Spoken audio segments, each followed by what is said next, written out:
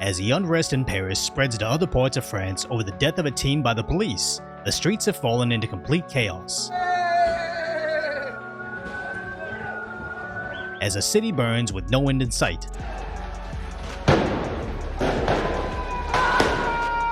Now these videos seem very similar to what we saw in the US during the George Floyd riots in 2020. And actually, the circumstances leading up to the destruction and its effects on the country are strikingly similar. Now, although I don't speak French or have some inside connection to what's going on over there, I feel like we really need to talk about this because France is currently on its 4th night of race riots. And looking at the front page of CNN, ABC News, MSNBC, or even Fox News, nobody seems to be covering it at all. And I understand that this may be a French issue, but with the wide open borders in the US and our history of race riots, you would think that it would be relevant to the US unless it was contrary to the established narrative. So I'm glad we have social media and on-the-street reporters like Clement Leno. Now maybe some of this footage could be fake, as they're reporting rioters are going into the zoos, where allegedly there's footage of them setting free lions, with zebras running in the streets. But we can confirm several of the protesters are destroying the city while chanting Allahu Akbar and barking as they burn cars and take over the streets. They apparently also burn trains, the bus depot, and are even stealing buses. There's also a semi-truck that they took and rammed it into a shopping mall. And that wasn't the only one, because apparently they also stole a sports car and ran it into a store as well. It was only a matter of time before the looting began, as they looted the Apple Store, and even Sephora that just sells makeup. Then they took to a McDonald's, where apparently their McFlurry machine actually works. And others are actually stealing pallets of merchandise, including the forklift. But now they've begun looting motorcycles and classic cars, but not to enjoy, just to destroy.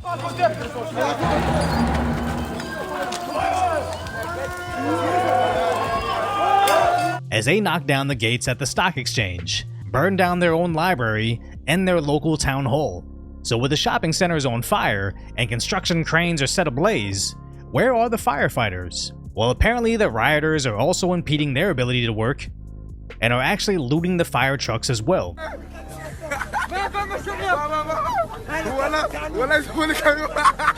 Even worse, they're allegedly looting the police vehicles for weapons. Eventually their riot police do arrive, but are overwhelmingly outnumbered. Where they do make arrests, but are seemingly few and far in between.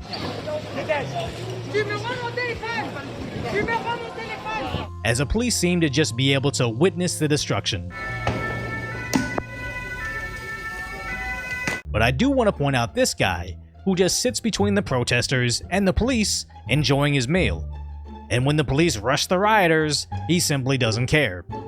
Now oddly, just like the BLM riots in America, there also seems to be normal French citizens taking to the streets, so they can also protest while their communities are being destroyed.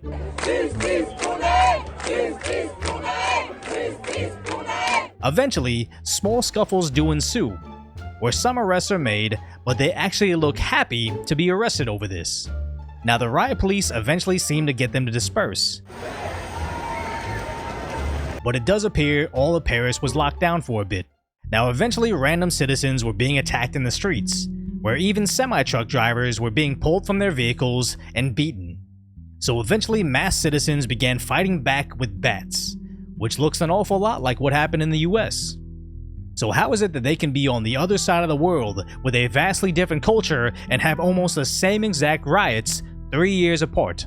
Although the coverage is limited, the BBC reports on what started the unrest, where they report the guy shot by police was a delivery driver that played rugby. His education was chaotic, but was going to be an electrician. He was Algerian that lived with his loving mother, but never knew his father.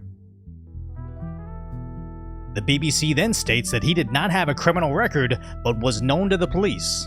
Then stated that he was fatally shot when he drove off during a police stop, as he had out-of-country plates and was too young to even have a driver's license. And just last weekend, he was placed in detention for refusing to comply with a court date in September where much of his trouble recently involved cars. So which is it, BBC? Was he a serial offender or not? They sure had no problem putting how much his mother loved him and how he was getting his life together, but way down in the article, only then do they write about how breaking the law was nothing new to him. It's almost like they saw the lies about George Floyd, Breonna Taylor, and Jacob Blake and how they sparked mass destruction in our country. And they somehow thought, yeah, let's get that in our continent too. Because then they go on to write about how the cop just saw an Arab face and wanted to take his life, and how police violence happens every day, especially if you're Arab or black. Because I can think of me circa 2015, before I did this YouTube channel and began to look into things for myself. If I read a story about some poor kid that some evil racist cop went after, I too would be mad and might even march in the streets with them. But if the corporate dinosaur media was just honest and said, hey, a kid that gets frequently arrested for a specific crime lost his life while committing that crime again, all while awaiting trial for the previous times that he committed that same crime, I might not be blaming the police as much as I would be blaming the parent.